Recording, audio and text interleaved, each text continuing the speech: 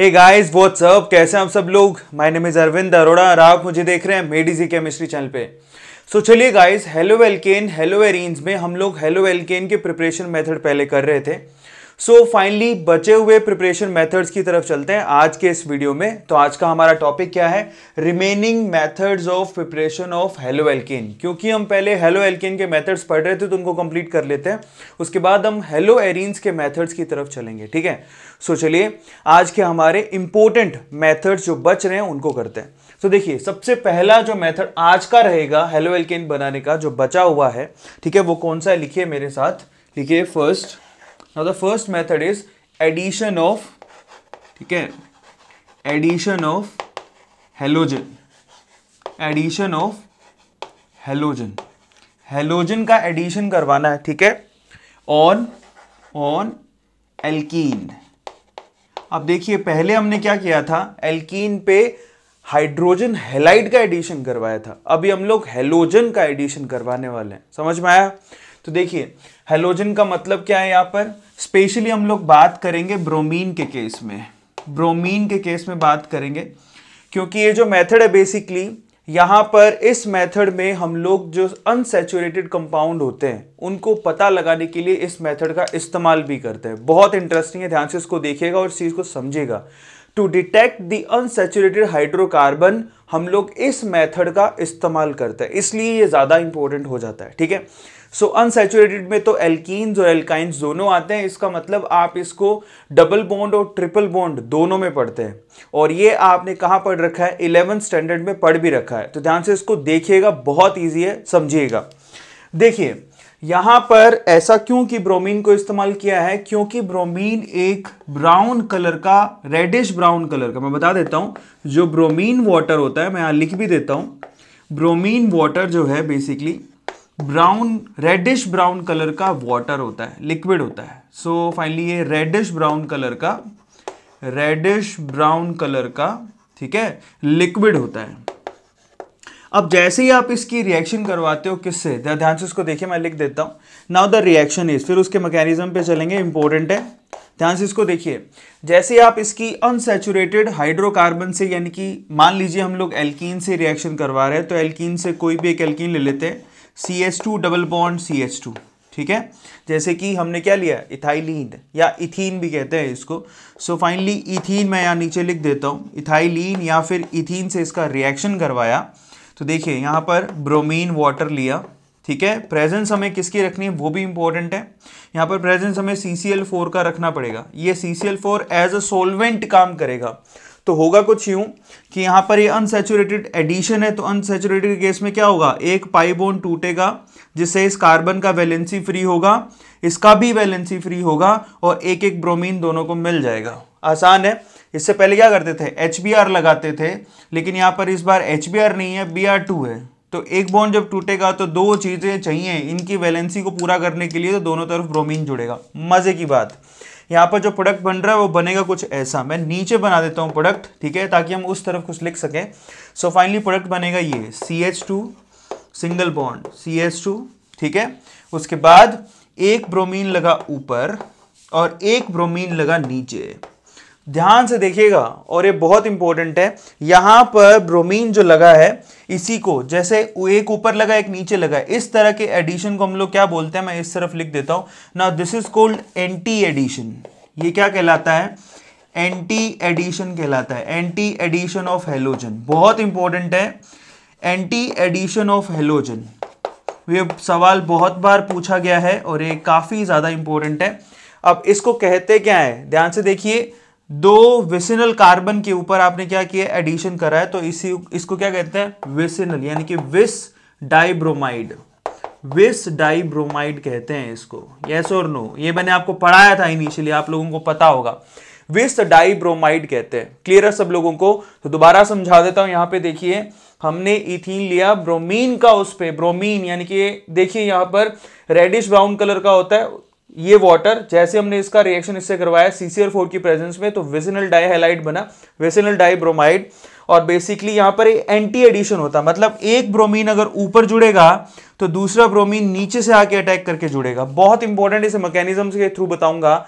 मजे की बात देखिए, यहां पर ये जो ब्रोमीन था, इससे पहले तक ब्रोमीन वाटर कैसा था, रेडिश ब्राउन कलर का, लेकिन जैसे ही ब्रोमीन ने इससे रिएक्शन कर लिया तो यहां पर ये हो गया जी कलरलेस। ये विसिनल डाइहैलाइड कैसा होता है, मैं यहां लिख देता हूं, दिस इज कलरलेस।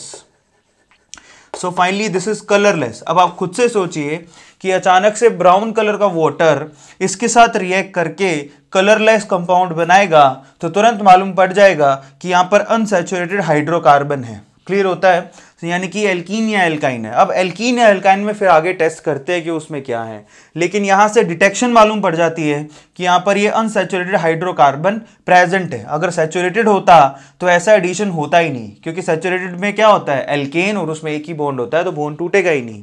तो ये बहुत इंपॉर्टेंट है। अब इसकी मैकेनिज्म के ऊपर चलते हैं, तो देखिए इसकी मैकेनिज्म क्या है।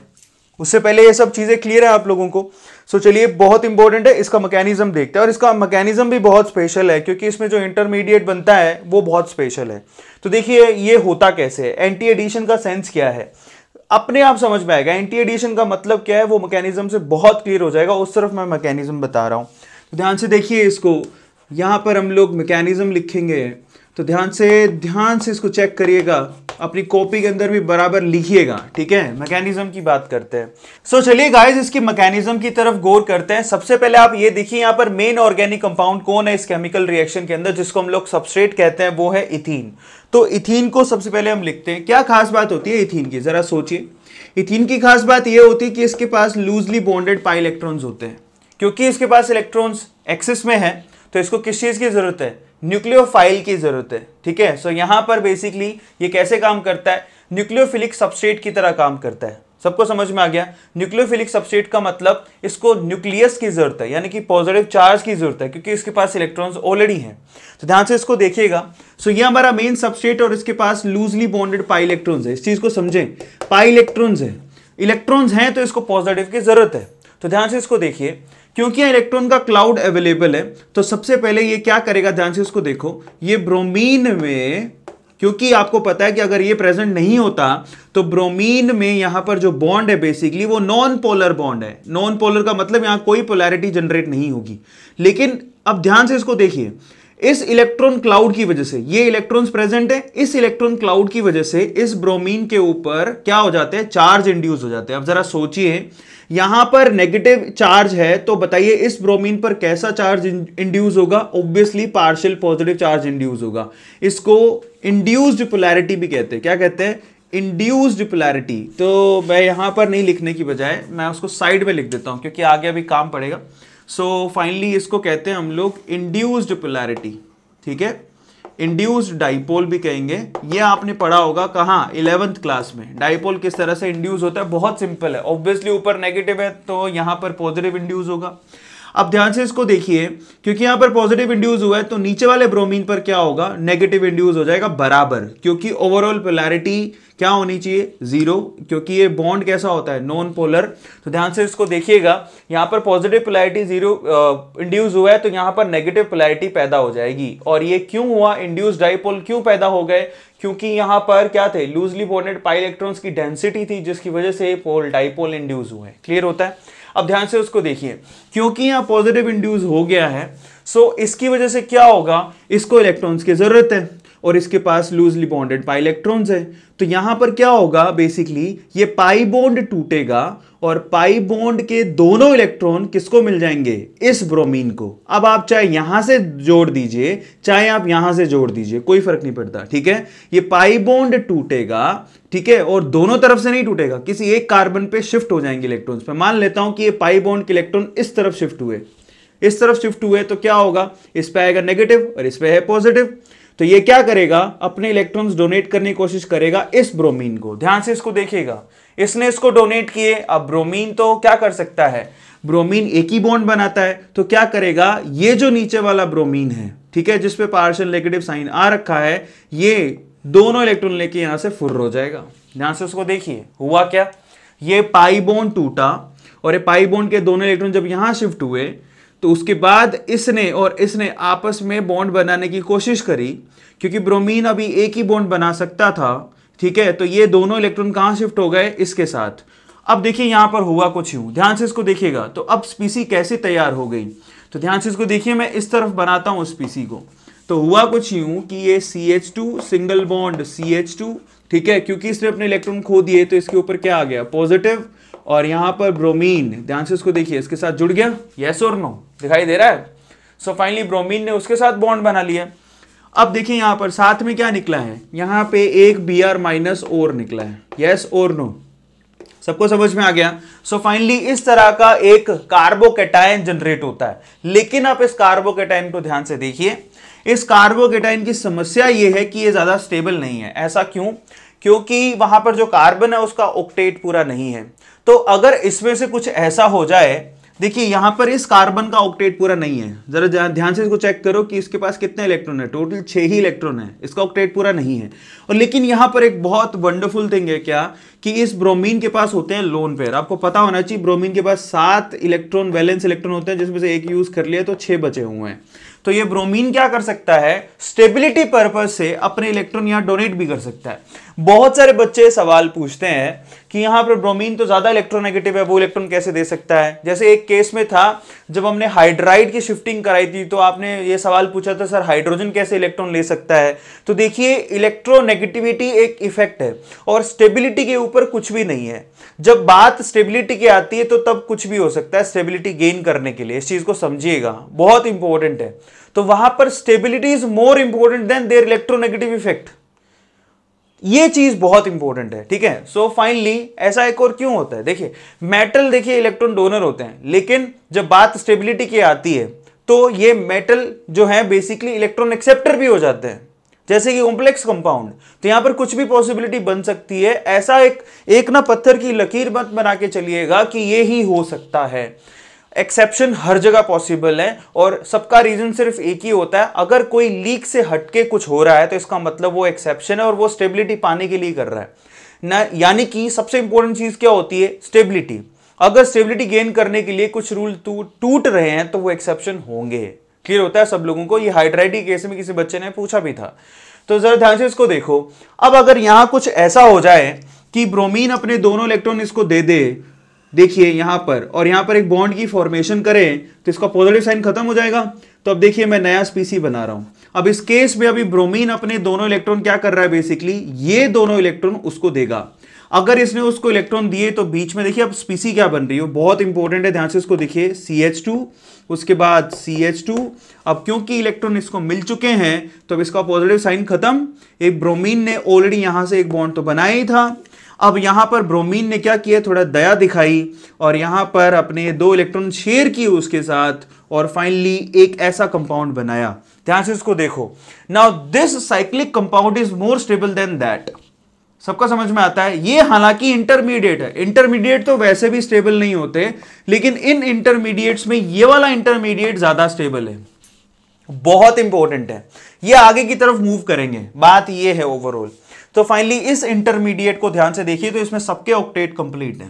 सबको समझ में आ गया। Now this intermediate is more important, more stable then that. सबको समझ में आ गया। और मैं फिर से कह रहा हूं, कोई भी पत्थर की लकीर नहीं है, ध्यान से कॉन्सेप्ट को समझिए।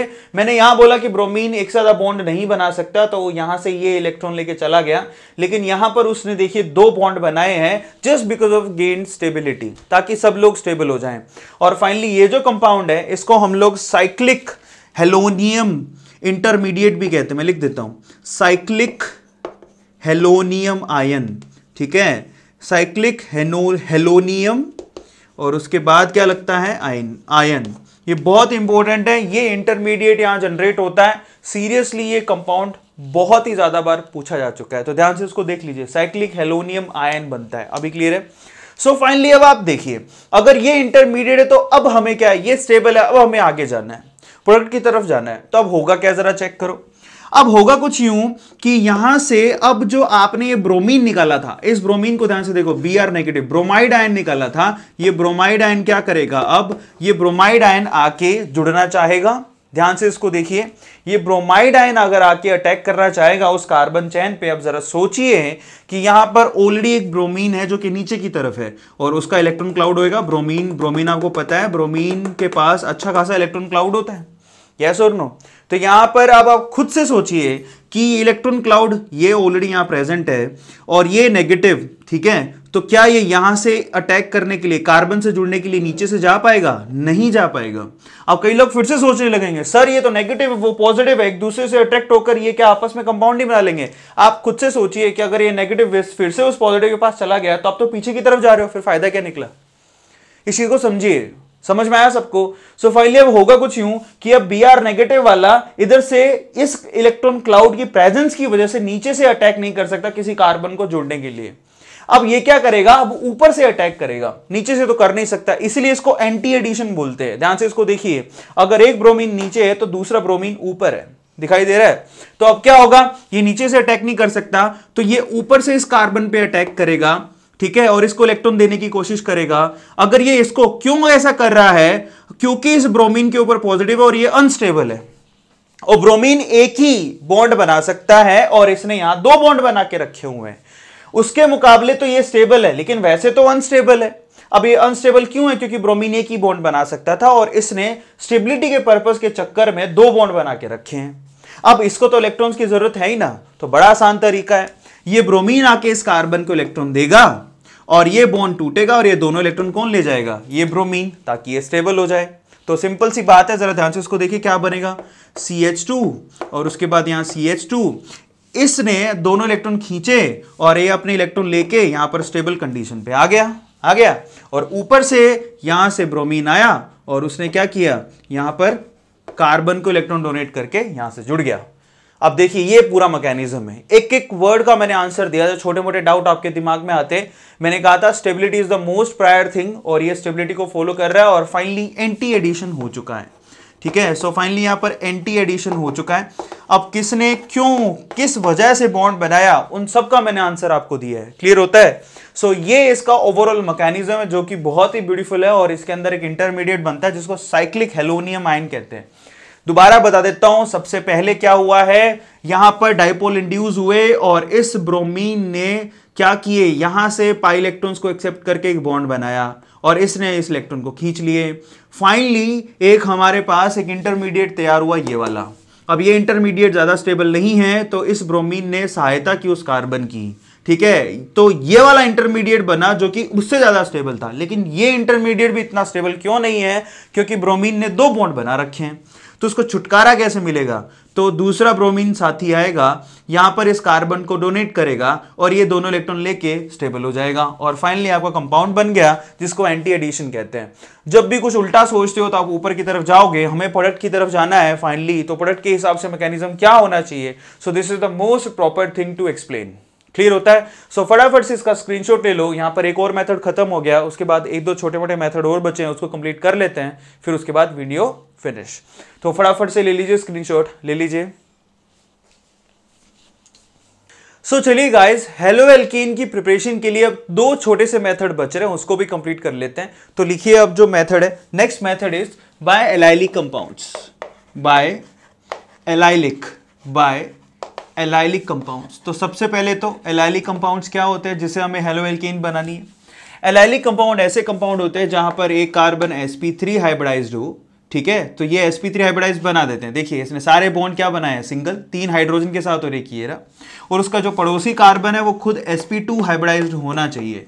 तो देखिए इसका पड़ोसी कार्बन ये और ये sp2 हाइब्रिडाइज्ड है, तो ऐसे कंपाउंड को हम लोग एलाइलिक कंपाउंड कहते हैं, ठीक है। सो अब इसमें क्या होगा, ध्यान से इसको देखिए। अगर आपने यहां पर हाई टेम्परेचर रखा, ठीक है, HT का मतलब हाई टेम्परेचर, वो टेम्परेचर कितना होता है वो भी लिख देता हूं, 773 केल्विन होता है, काफी ज्यादा हाई टेम्परेचर है। अगर हाई टेम्परेचर पे आपने यहां पर क्या किया, यहां पर क्लोरीनेशन या ब्रोमिनेशन करवाने की कोशिश करी, ये देखिए क्लोरीनेशन या ब्रोमिनेशन बहुत इंपॉर्टेंट है, ध्यान से उसको देखिएगा। हाई टेम्परेचर की प्रेजेंस हो, CCl4 यहां पर नहीं है, ठीक है, और आपने यहां क्लोरीनेशन और ब्रोमिनेशन करवाने की कोशिश करी, तो ज्यादातर बच्चे यहां कंफ्यूजन में चले जाते हैं कि इस बॉन्ड को तोड़ने की कोशिश करते हैं। ऐसा नहीं है, जैसा कि अभी आप पढ़ के आए थे। तो ये देखिए जो पढ़ के आया उसमें इसमें फर्क क्या है, यहां देखिए, सबसे पहले तो वहां इथीन आपने लिया था और ये इथीन में पॉसिबल नहीं है। यहां इथीन से हायर भी हो सकती है एल्कीन, कोई फर्क नहीं पड़ता, लेकिन यहां पर समस्या क्या थी, यहां पर हमने CCl4 लिया था और यहां पर हाई टेम्परेचर नहीं था, फिर आपने यहां पर ब्रोमिनेशन करवाया था और ये बॉन्ड तोड़ा था, तो आपके कंपाउंड बना था ये। इसमें और उसमें फर्क बहुत है, ध्यान से उसको समझ लीजिएगा। तो आपने एंटी एडिशन वाला कंपाउंड बनाया था कि नहीं बनाया था, लेकिन उसमें और इसमें क्या फर्क है, तो ये तो आपकी पुरानी रिएक्शन है जो भी आप पढ़ के आए हो, सही है। उसमें इसमें ये फर्क है, इसमें CCl4 की प्रेजेंस नहीं है पहली बात तो, ये दूसरा हाई टेम्परेचर पे हो रहा है, क्लियर हो गया। और यहां पर क्लोरीनेशन ब्रोमिनेशन कुछ भी हो सकता है, तो इस केस में यहां पर पाई बॉन्ड नहीं टूटेगा। मजे की बात यह है कि ये जो sp3 हाइब्रिडाइज्ड कार्बन है उसके पास ये जो एक्स्ट्रा हाइड्रोजन है 3 है, तो यहां पर 2 लिखता हूं और यहां पर 1 हाइड्रोजन लिख देता हूं।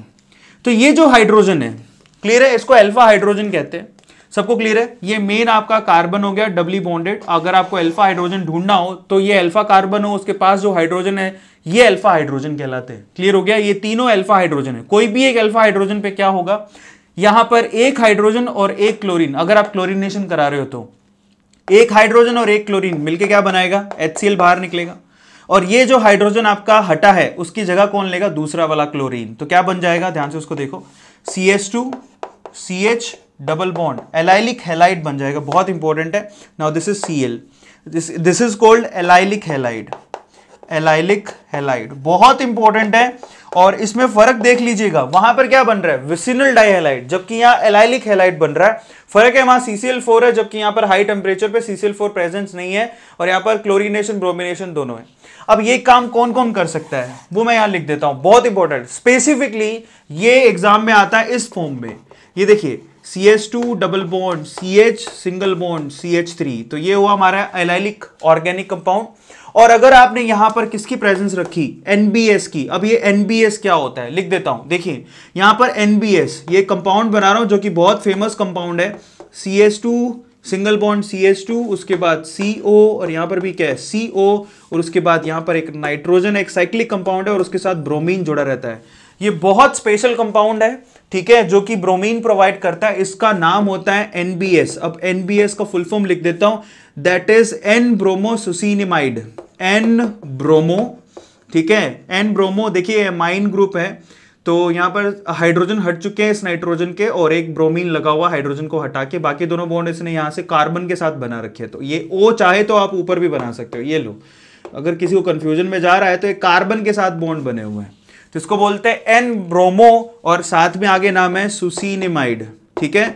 अब आप इसको देख के घबराइए मत, कई लोग यहां घबराने लग जाते हैं, कुछ काम नहीं है इसका, ये यहां पर सिर्फ ये ब्रोमीन प्रोवाइड करने का काम करता है, आया समझ में। और यहां से हाइड्रोजन लेके वो हाइड्रोजन को अपने साथ चिपका लेता है और कुछ नहीं करता है।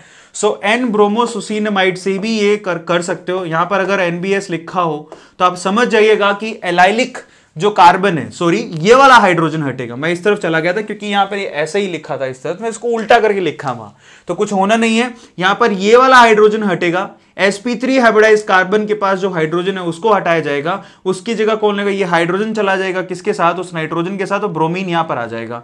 तो देखिए यहां पर क्या बनेगा, CH2 double bond CH single bond CH2, और यहां पर किसने जगह ले ली, ब्रोमीन ने, बहुत इंपॉर्टेंट है। तो यहां पर एलाइलिक ब्रोमाइड बनता है, now this is called allylic, ठीक है, ब्रोमाइड, एलाइलिक ब्रोमाइड बनता है, ठीक है। और ये काफी ज्यादा इंपॉर्टेंट है और ये बहुत बार पूछा जाता है, इसको मैं स्टार लगा देता हूं। ये सवाल तो स्पेसिफिकली काफी बार पूछा गया है, NBS की प्रेजेंस में क्या होता है, बस सिर्फ इतना ही है। और यहां से जो हाइड्रोजन निकला है वो कहां चला जाएगा, इस एमाइन के साथ, ब्रोमो हट जाएगा, नाइट्रोजन हाइड्रोजन ले लेगा, दैट्स इट। तो आपको क्लियर होता है। साथ में और क्या कंपाउंड बनेगा, मैं इधर बना देता हूं, CH2, उसके बाद CO, CH2, उसके बाद यहां पर CO, और यहां पर नाइट्रोजन के साथ ब्रोमीन हट के क्या जुड़ गया है, हाइड्रोजन। बहुत ज्यादा इंपॉर्टेंट है, मैंने स्टार लगा दिया है, और स्पेसिफिकली इसके साथ ऐसा होता है। चलिए, सो फाइनली इसका एक और तरीका है करने का। अगर आपने एलाइलिक कंपाउंड लिया CH2 डबल बॉन्ड CH और यहां CH3, और यहां पर इसकी रिएक्शन SO2Cl2 से करवाई, अब ये SO2Cl2 है, ये कंपाउंड को ध्यान से देख लीजिए। अब यहां पर भी यही काम होगा कि ये जो sp3 हाइब्रिडाइज्ड का हाइड्रोजन है वो हटेगा, उसकी जगह क्लोरीन लेगा। तो अगेन काफी ज्यादा इंपॉर्टेंट है, CH2 double bond CH single bond CH2 और उसके बाद Cl। तो देखिए इस तरह से ये काम एलाइलिक हैलाइड बनाने के काम 3 तरह से हो सकते हैं। तो एलाइलिक हैलाइड बनाने का काम पहली तरह से तो हाई टेम्परेचर रखो, क्लोरीनेशन और ब्रोमिनेशन कराओ। दूसरा काम ये हो सकता है किससे, एन ब्रोमोसोसिनामाइड से, ठीक है, NBS से। और तीसरा काम SO2Cl2 से भी ये काम हो सकता है। तो ये तीनों मेथड काफी ज्यादा इंपॉर्टेंट है। अब एक छोटा सा मेथड बचा है, उसको भी मैं यही करवा देता हूं, ध्यान से उसको देखिए। आई थिंक आपको ये तो क्लियर होगा। नीचे से लाइन यहां पर मैं ऐसा कर देता हूं क्योंकि ये कंपाउंड है। तो ये देखिए, तो उसके बाद आप क्या करिएगा, स्क्रीनशॉट ले लीजिएगा। अब छोटा सा मेथड बच रहा है, उसको मैं इस छोटी सी जगह पे करा देता हूं। I think you all are comfortable, क्योंकि उसके बाद हम लोग यहां पर इसको फिनिश कर देंगे। सबको समझ में आता है। लास्ट जो मेथड बच रहा है वो बहुत ही सिंपल है, वो है फिंकलस्टाइन, ठीक है। फिंकल बहुत सिंपल सा मेथड है, पहले ही करवा देना चाहिए था मुझे, लेकिन अब करा रहा हूं। फिंकलस्टाइन मेथड बहुत सिंपल सा मेथड है। फिंकलस्टाइन मेथड में आप क्या करते हो, यहां पर आप ये देखिए RI की फॉर्मेशन करते हो स्पेशली। क्लियर होता है। हेलो एल्केन में किसकी फॉर्मेशन करते हैं आप, आइडो एल्केन की। बहुत इंपॉर्टेंट है। फिंकलस्टाइन रिएक्शन किसके लिए होती है, स्पेशली RI की फॉर्मेशन के लिए होती है। अब वो रिएक्शन बहुत ही सिंपल है, ध्यान से उसको देखिए वो कैसी है। आपको इसके लिए क्या करना है, RBr या RCl ले लो। जैसे कि मैंने यहां पर RBr ले लिया, आप RCl भी ले सकते हो। और उसकी रिएक्शन आपको किससे करानी है, NaI से करवानी है। इसको बोलते हैं सोडियम आयोडाइड। क्लियर होता है। लेकिन आपको किसकी प्रेजेंस रखनी है साथ में, वो भी इंपॉर्टेंट है। यहां पर एसेटोन की प्रेजेंस रखनी है। एसेटोन बहुत ज्यादा कंपलसरी है यहां पे, क्योंकि एसेटोन क्या करेगा, देखिए अब यहां पर कुछ नहीं है, आयन एक्सचेंज होने हैं। ये देखिए आयोडीन क्या करेगा, ब्रोमीन की जगह लेगा, और ब्रोमीन क्या करेगा, आयोडीन की जगह लेगा, और कुछ नहीं है। यहां पर आयन एक्सचेंज, हेलोजन एक्सचेंज हो रहा है। समझ में आ गया सब लोगों को। तो हेलोजन एक्सचेंज से क्या बनेगा, एक तो बनेगा RI और दूसरा क्या बनेगा, NaBr। अब मजे की बात यह है कि यहां पर जो एसेटोन है वो क्या करेगा, इस NaBr का प्रेसिपिटेशन PPT नीचे बिठा देगा। क्लियर होता है, जिससे आपको प्योर फॉर्म में RI मिल जाएगा। बहुत इंपॉर्टेंट है। क्लियर हो गया सब लोगों को। इसको फिंकलस्टाइन मेथड बोलते हैं। और यहां पर हमारे हेलो एल्केन बनाने के मेथड खत्म हो गए। ये कुछ नहीं है, ये ऐसा ही है जैसे स्वार्ट्ज रिएक्शन थी। अगर आपको स्वार्ट्ज रिएक्शन याद नहीं है तो मैं यहां लिख देता हूं, स्वार्ट्ज रिएक्शन भी ऐसी ही थी, ठीक है। स्वार्ट्ज रिएक्शन में आप क्या बनाते थे, आपने अगर मान लीजिए कि यहां पर RBr लिया, उसकी रिएक्शन आप कोई भी फ्लोराइड यानी कि मेटल फ्लोराइड के साथ करवाते थे, तो यहां पर भी आयन एक्सचेंज ही होता था। यहां पर फ्लोरीन इसकी जगह लेता था, ब्रोमीन इसकी जगह ले लेता था, याद है। सो फाइनली यहां पर क्या बनता था, RF, और यहां पर क्या बनता था, AgBr। क्लियर है, जिसका PPT नीचे बैठ जाता था। तो इसको स्वार्ट्ज रिएक्शन कहते हैं, उसको ऊपर वाले को फिंकलस्टाइन रिएक्शन कहते हैं। और ये इंपॉर्टेंट इसलिए हो जाती है क्योंकि नेमिंग रिएक्शन है, ठीक है, और बहुत स्पेसिफिक है। फिंकलस्टाइन से आप क्या बनाते हो, RI, जबकि स्वार्ट्ज रिएक्शन की क्या बनाते हो, RF, ठीक है। तो ये काफी ज्यादा इंपॉर्टेंट है और सिंपल मेथड्स हैं। अब यहां पर हमारे सारे मेथड्स फिनिश हो गए। फटाफट से इसका स्क्रीनशॉट ले लो। मैं दोबारा लास्ट वाला बताता हूं। फिंकलस्टाइन में कुछ नहीं होता, आपको क्या करना है, RBr या RCl लेना, उसकी रिएक्शन NaI से करवानी है, क्योंकि हमें RI की फॉर्मेशन करनी है। यहां पर एसेटोन की प्रेजेंस जरूरी है क्योंकि NaBr नीचे बैठ जाएगा। लेकिन अगर आपने यहां पर स्वार्ट्ज रिएक्शन देखनी है तो वो RBr लिया आपने, AgF मेटल फ्लोराइड लिया, RF बन जाएगा और AgBr अपने आप नीचे बैठ जाएगा। यहां पर आपको एसेटोन की जरूरत नहीं क्योंकि इसका PPT बन जाता है, तो ये नीचे बैठ जाएगा। तो यहां पर आपके फाइनल ये सारी रिएक्शंस है जो कि पूरी की पूरी फिनिश हो चुकी है। सो फटाफट से स्क्रीनशॉट ले लो, ले लिया।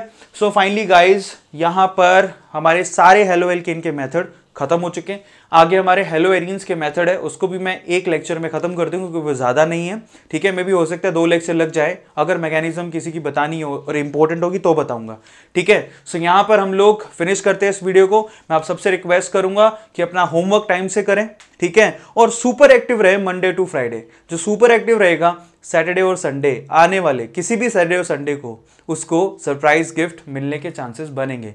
So guys do share this video, active रहें दोनों पर, और जब भी वीडियो देख लें तो प्लीज एक थम्स अप का बटन दें या फिर छोटा सा कमेंट कर सकते हैं। चलिए गाइज अगली वीडियो में मिलते हैं। Till then thank you so much guys, thanks a lot.